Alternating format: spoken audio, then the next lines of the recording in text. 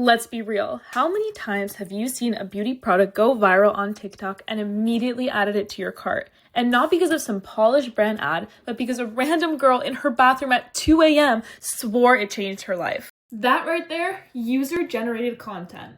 It's not just marketing. It's the reason we believe in certain brands, feel connected to products, and low-key justify impulse purchases. User-generated content is so powerful. And how do brands make us want to engage with them without us even realizing? Let's yap about it. User-generated content is any content created by the consumer, aka us. It's TikToks, get ready with me's, unboxing videos, reviews. It's the desperate cutting open my Charlotte Tilbury to get the last drop of bronzer moments.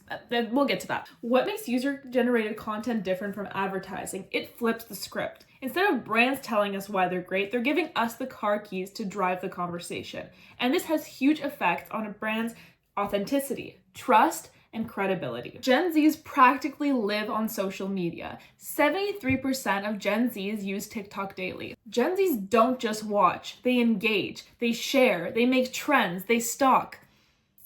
Never mind the last one. And brands know this.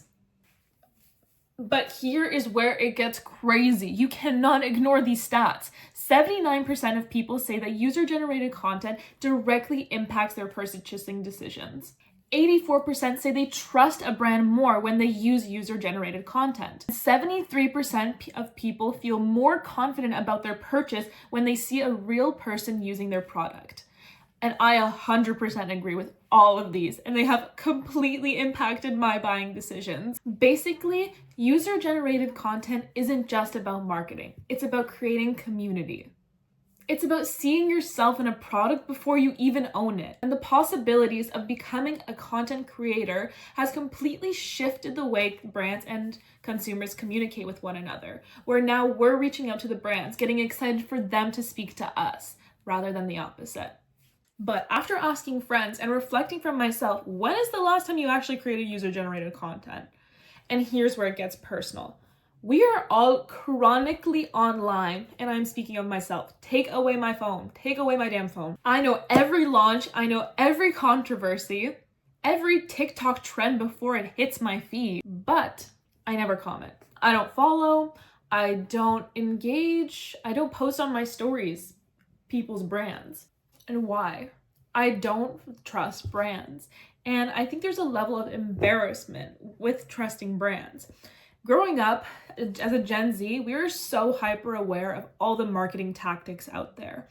So not engaging kind of feels as a level of resistance against consumerism, against being controlled by brands. Then I started thinking, why do we feel embarrassment? Because it's connected to our self-concept. I started thinking, why do we feel embarrassment? And it's because it's connected to our self-concept.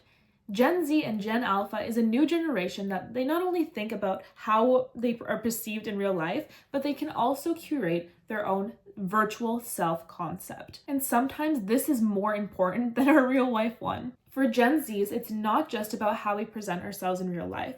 It's also how we present ourselves online. And this is where user-generated content thrives. We don't just buy things, we integrate them into our personality, our lifestyle, and our aesthetic.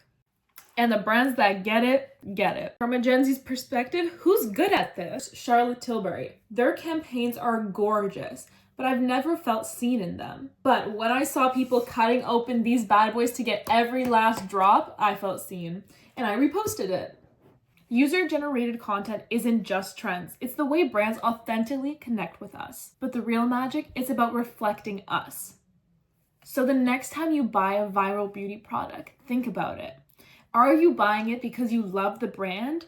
Or are you buying it because you saw someone like you loving it? And that's the power of user-generated content. And if you're wondering, how do we authentically integrate user-generated content into our marketing campaigns and communications? Look no further. I covered that last video.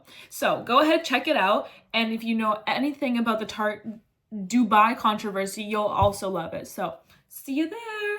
Bye.